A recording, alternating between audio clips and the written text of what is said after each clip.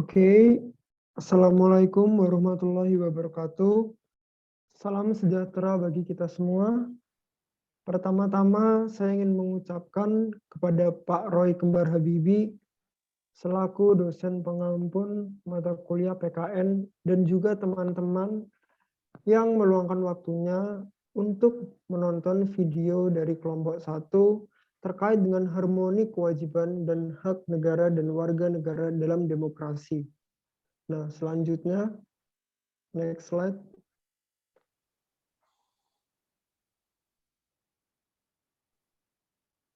Nah, kemudian di sini saya ingin memperkenalkan anggota-anggota dari kelompok 1, yaitu yang pertama ada Muhammad Dimas Pangestu, kemudian Sri Natalia Maharani BR Sinulinga, Muhammad Rizky Riko Saputra, Ricardo Harendra, Devani Anastasia, kemudian Ninda Lubitasari, dan saya Bisma Putra Atalah.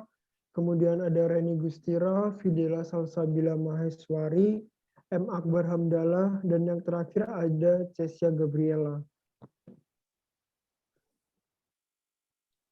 Kemudian di bagian materi menelusuri konsep dan urgensi harmoni kewajiban dan hak negara dan warga negara akan saya serahkan kepada Muhammad Dimas Pangestu.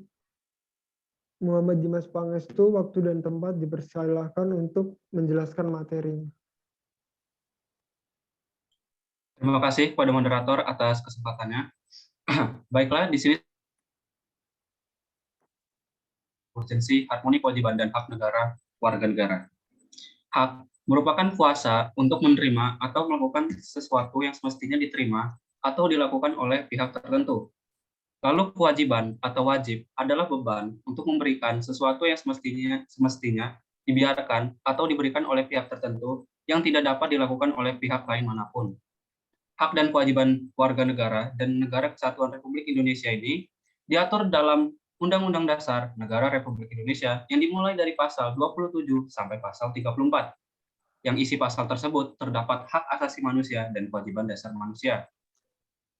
Contoh dari hak dan kewajiban warga negara yang bersifat timbal balik adalah hak warga negara mendapat pekerjaan dan penghidupan yang layak yang terdapat pada pasal 27 ayat 2 UUD 1945. Negara merealisasikan pemenuhan hak warga negara tersebut dengan membuka lapangan pekerjaan setiap tahunnya di berbagai bidang dan memberi subsidi kepada rakyat. Guna merealisasikan kewajiban warga negara, negara mengeluarkan kebijakan dan peraturan yang mengikat warga negara dan menjadi kewajiban warga negara untuk memenuhinya. Contoh dari kewajiban warga negara terpenting saat ini adalah kewajiban membayar pajak yang tercantum pada pasal 23A UUD 1945. Dikarenakan pajak merupakan sumber penerimaan negara terbesar dalam membiayai pengeluaran negara dan pembangunan, tanpa adanya sumber pendapatan pajak yang besar, maka pembiayaan pengeluaran negara tersebut akan terhambat. Sekian yang dapat saya sampaikan. Untuk materi selanjutnya akan dijelaskan oleh rekan saya. Terima kasih.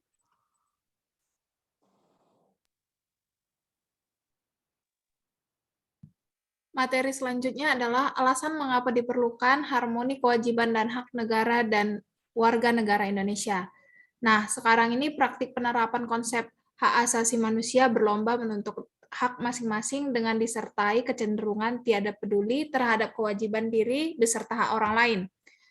Dan bisa kita lihat bahwasanya mulai dari pejabat negara hingga rakyat jelata juga berlomba-lomba untuk memperjuangkan hak asasi mereka sendiri. Nah, tapi dengan tidak mempedulikan apakah kewajiban diri sendiri telah terpenuhi, sudah terpenuhi atau tidak secara semestinya atau belum. Nah, dalam hal ini penerapan prinsip hak asasi manusia disebut gagal. Faktor penyebab kegagalannya karena konsep hak asasi manusia selalu menuntut tuntutan akan hak atau baik individu maupun kelompok, secara mendahului aspek kewajiban. Sehingga antara hak dan kewajiban menjadi tidak proporsional dan harmonis. Nah, padahal hak dan kewajiban adalah pasangan yang saling mengisi dan memperkuat.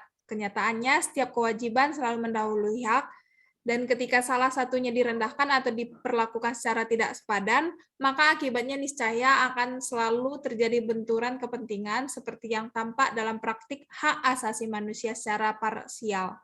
Karena itulah sangat diperlukan keharmonisan antara hak dan kewajiban. Selanjutnya akan dijelaskan oleh rekan saya, Muhammad Rizky Riko Saputra. Baiklah, di sini saya akan menjelaskan tentang sumber historis tentang harmoni kewajiban dan hak negara warga negara Indonesia. Secara historis, perjuangan menegakkan hak asasi manusia terjadi di dunia barat. Seorang filsuf di Inggris pada abad ke-17 yang pertama kali merumuskan adanya hak alamiah atau natural right yang melekat pada setiap diri manusia, yaitu hak atas hidup, hak kebebasan, dan hak milik. Pada abad ke-20, konsep hak asasi berkembang menjadi 4 macam kebebasan yang dikenal sebagai the fourth freedom. Konsep ini pertama kali diperkenalkan oleh Presiden Amerika Serikat Franklin D. Roosevelt. Keempat macam kebebasan itu meliputi kebebasan untuk beragama, kebebasan untuk berbicara dan berpendapat, kebebasan dari kemelaratan, dan kebebasan dari ketakutan. Pemahaman HAM di Indonesia sebagai tatanan nilai norma, sikap yang hidup di masyarakat, dan acuan bertindak pada dasarnya berlangsung sudah cukup lama. Perkembangan HAM di Indonesia dibagi dalam 2 periode, yaitu periode sebelum kemerdekaan dari 1908 sampai 1945, dan periode setelah kemerdekaan 1945 sampai sekarang. Selanjutnya akan diteruskan oleh rekan saya.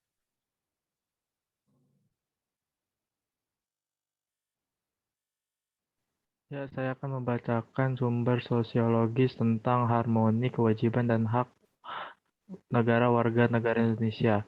Situasi pasca reformasi terdapat beberapa gejala sosiologis fundamental yang menjadi sumber terjadinya berbagai gejolak dalam masyarakat. Yang pertama, suatu kenyataan yang memprihatinkan bahwa setelah tumbangnya struktur kekuasaan otorasi yang dimainkan rezim Orde Baru ternyata bukan demokrasi yang kita peroleh, melainkan oligarki di mana kekuasaan terpusat pada sekelompok kecil elit. Yang kedua, sumber terjadinya berbagai gejolak dalam masyarakat kita saat ini adalah akibat munculnya kebencian sosial budaya terselubung. Konflik terselubung ini bersifat laten, karena terdapat mekanisme sosialisasi kebencian yang berlangsung di hampir seluruh pranata sosial di masyarakat. Entitas negara persatuan dari bangsa multikultur seperti Indonesia hanya bisa bertahan lebih kokoh jika berdiri di atas landas pengelolaan pemerintah yang sanggup menjamin keseimbangan antara pemenuhan prinsip kebebasan, kesetaraan, dan persaudaraan yang berlaku bagi segenap warga dan elemen kebangsaan. Tuntutan bukan hanya tentang pemenuhan hak-hak individu dan kelompok masyarakat, melainkan juga kewajiban untuk mengembangkan solidaritas sosial dalam rangka keselamatan dan kebahagiaan hidup bangsa secara keseluruhan. Materi selanjutnya akan dibacakan rekan saya, yaitu Devina Anastasia.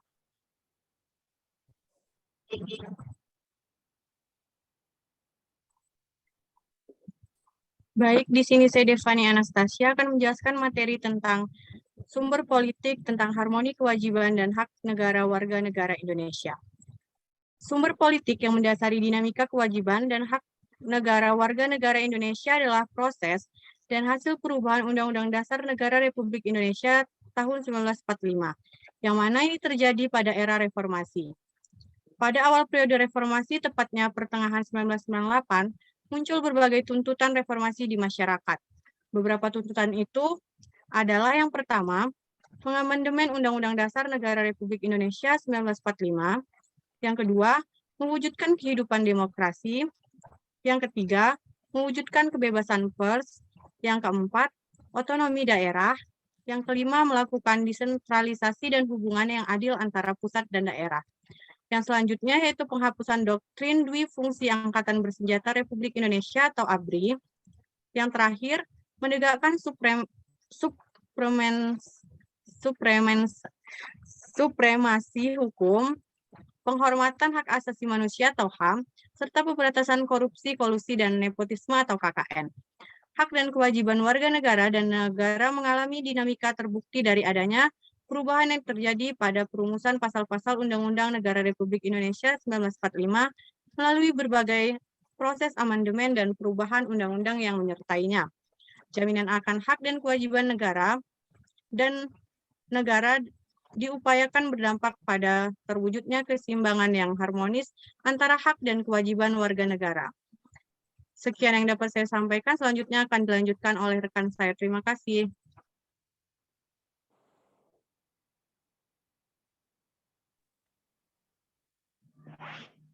Materi selanjutnya mengenai membangun argumen tentang dinamika dan tantangan harmoni kewajiban dan hak negara.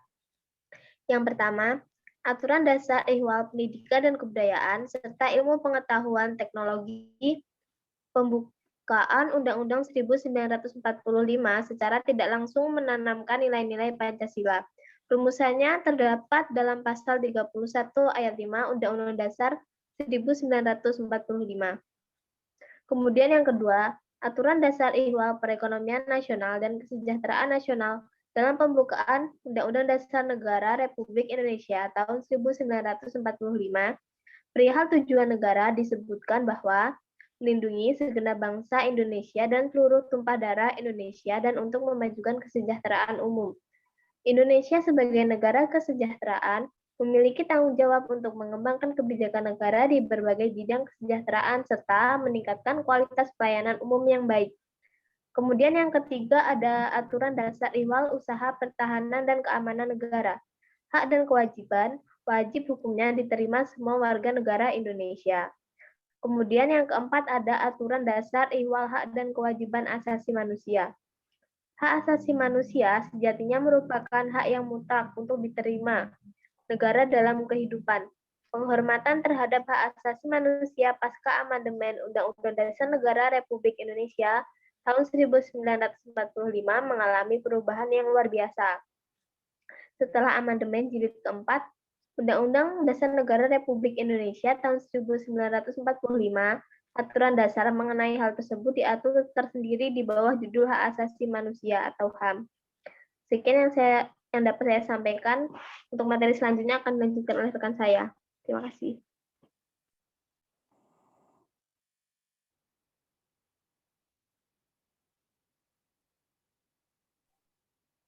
Baik, saya Reni Gustira. Di sini saya akan menjelaskan mengenai mendeskripsikan esensi dan urgensi harmoni kewajiban dan hak negara dan warga negara.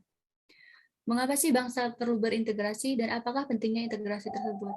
Integrasi masyarakat yang sepenuhnya memang sesuatu yang tidak mungkin diwujudkan, karena setiap masyarakat di samping membawa potensi integrasi yang menyimpan potensi konflik atau pertentangan. Persamaan kepentingan, kebutuhan untuk bekerja sama, serta konsensus tentang nilai-nilai tertentu dalam masyarakat, merupakan potensi yang mengintegrasikan. Sebaliknya, perbedaan-perbedaan yang ada dalam masyarakat, seperti perbedaan suku, perbedaan agama, perbedaan budaya, dan perbedaan kepentingan menyimpan potensi konflik, terlebih apabila perbedaan-perbedaan itu tidak dikelola dan disikapi dengan cara yang tepat.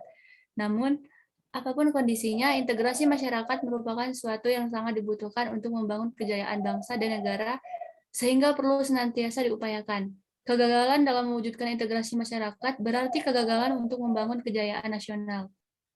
Bahkan, dapat mengancam kelangsungan hidup bangsa dan negara yang bersangkutan. Sekian yang dapat saya sampaikan, saya akan dilanjutkan oleh rekan saya. Terima kasih.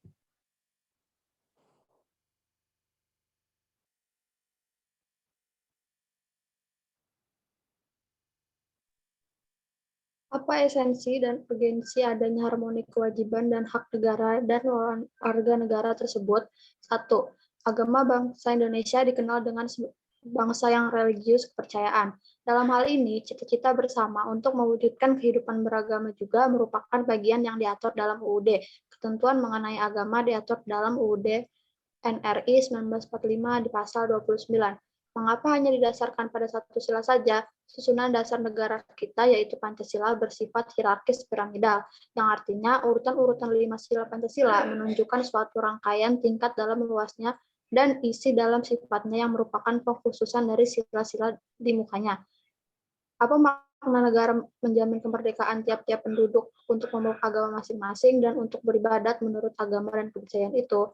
Yang kedua, ada pendidikan dan kebudayaan. Pendidikan dan kebudayaan merupakan dua istilah yang satu sama lain sering berkorelasi sangat erat.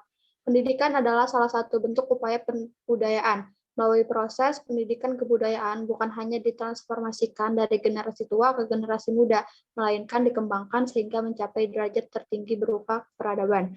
Jika kita menengok fungsi-fungsi negara atau function of the state, dalam lingkup pembangunan negara atau state building, cakupannya meliputi hal-hal berikut ini, yaitu ada 3. Yang pertama, fungsi minimal, untuk melengkapi sarana dan prasarana umum yang memadai seperti pertahanan dan keamanan, hukum, kesehatan, dan keadilan.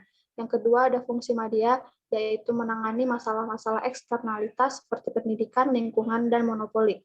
Yang terakhir ada fungsi aktivis, yaitu menetapkan kebijakan industrial dan redistribusi kekayaan. Berdasarkan klasifikasi fungsi negara tersebut, penyelenggaraan pendidikan termasuk fungsi media dan negara. Terima kasih. Materi selanjutnya akan disajikan oleh rekan saya.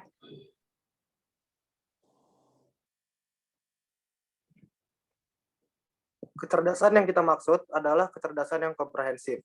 Artinya, bukan hanya cerdas intelektualnya, melainkan juga memiliki kecerdasan spiritual, emosional, sosial, bahkan kinestetis. Bersamaan dengan dimilikinya kecerdasan secara komprehensif, insan Indonesia juga harus kompetitif.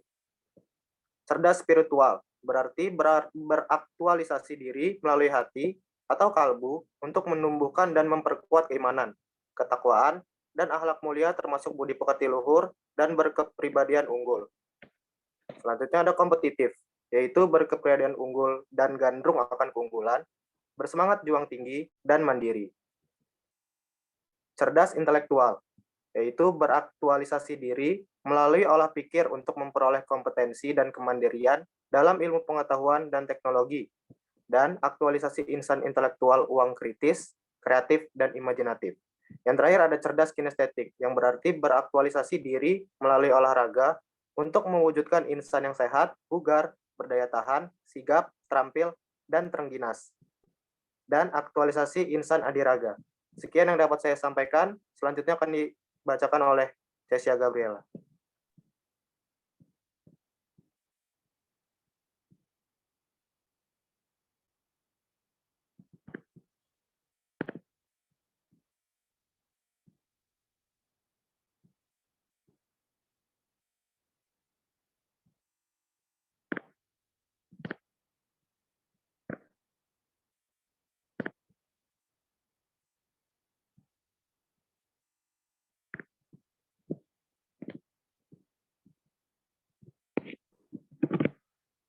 Perekonomian nasional dan kesejahteraan rakyat. Sesuai semangat pasal 33 ayat 1 UUD NRI tahun 1945, asas perekonomian nasional adalah kekeluargaan. Apa makna asas kekeluargaan? Kekeluargaan merupakan asas yang dianut oleh masyarakat Indonesia dalam berbagai aspek kehidupan, yang salah satunya kegiatan perekonomian nasional. Lalu, asas kekeluargaan dapat ditarik sebagai kerja sama yang dilakukan lebih dari seorang dalam menyelesaikan pekerjaan, baik untuk kepentingan pribadi maupun kepentingan umum. Lalu, hasil pekerjaan bersama memberikan manfaat yang dapat dinikmati secara adil oleh banyak orang. Tujuannya adalah agar pekerjaan dapat cepat selesai dan memberi hasil lebih baik. Lalu, penerapan asas kekeluargaan dalam perekonomian nasional adalah dalam sistem ekonomi kerakyatan. Apa makna sistem ekonomi kerakyatan itu? Jadi, sistem ekonomi kerakyatan adalah sistem ekonomi nasional yang berasas kekeluargaan, berkedaulatan rakyat, bermoral Pancasila, dan menunjukkan pemihakan sungguh-sungguh pada ekonomi rakyat. Lalu selanjutnya ada pertahanan dan keamanan. Pertahanan dan keamanan berdasarkan aturan dasar pertahanan dan keamanan negara. Berdasarkan aturan dasar dan pertahanan dan keamanan negara, pasal 30 ayat 2 Undang-Undang Dasar RI tahun 1945, bahwa usaha pertahanan dan keamanan negara dilaksanakan oleh sistem pertahanan dan keamanan rakyat semesta atau Sisan Kamrata oleh Tentara Nasional Indonesia dan Kepolisian Negara Republik Indonesia sebagai komponen utama dan rakyat sebagai kekuatan pendukung. Adanya pengaturan tentang tugas pokok dan fungsi TNI dan Polri baik dalam UUD NRI 1945 maupun dalam undang-undang terkait. Diharapkan akan mampu meningkatkan profesionalisme kedua lembaga yang bergerak dalam bidang pertahanan dan keamanan. Selanjutnya saya serahkan kembali kepada moderator. Oke. Terima kasih buat teman-teman saya yang sudah menjelaskan materi dari harmoni kewajiban dan hak negara dan warga negara dalam demokrasi. Nah, di sini saya ingin sedikit merangkum terkait dengan materi tersebut, yaitu kita ketahui bahwa di materi menelusuri konsep dan urgensi harmoni kewajiban dan hak negara dan warga negara, kita ketahui hak adalah kuasa untuk menerima atau melakukan sesuatu yang semestinya diterima atau dilakukan oleh pihak tertentu dan tidak dapat oleh pihak lain manapun. Nah, kemudian kita ketahui bahwa HAM juga adalah cenderung bersifat egois, di mana kepentingan diri lebih didahulukan dan seringkali melanggar hak-hak orang lain dalam praktiknya. Kita juga mengetahui bahwa harmoni kewajiban dan hak negara warga negara Indonesia memiliki 3 sumber, yaitu historis, sosiologi, dan politik. Dan juga di bagian membangun argumen tentang dinamika dan tantangan harmoni kewajiban dan hak negara, kita mengetahui ada 4 dasar aturan, yaitu yang pertama ihwal pendidikan dan kebudayaan, yang kedua perekonomian nasional, ketiga usaha pertahanan, dan yang terakhir hak dan kewajiban hak asasi manusia. Mungkin itu aja sekian dari pendapat saya terkait dengan materi ini. Saya akhiri, wassalamualaikum warahmatullahi wabarakatuh. Terima kasih untuk waktunya untuk melihat video presentasi dari kelompok kami, yaitu kelompok 1. Thank you.